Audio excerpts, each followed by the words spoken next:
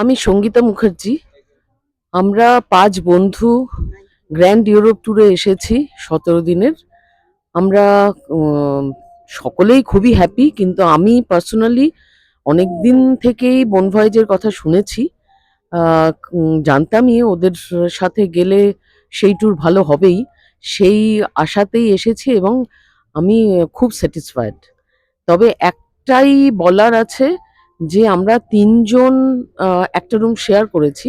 সেক্ষেত্রে হয়তো একটু অ্যাডজাস্ট করতে হয়েছে। সেটা আমরাও বুঝিনি যে আ এই প্রবলেমটা হবে।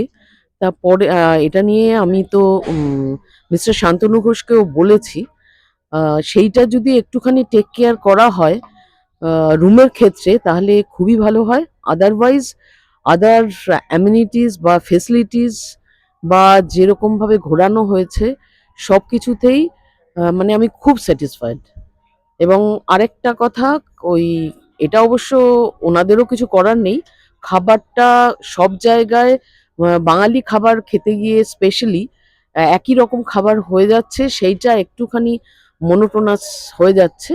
সেইটাকে যদি একটু অন্যরকম ভাবা হয়, আমরা যেখানে যাচ্ছি সেখানে যদি সেইখানকার যা স্পেশালিটি সেইরকম যদি প্রোভাইড করা হয় তাহলে আরো ভালো হবে।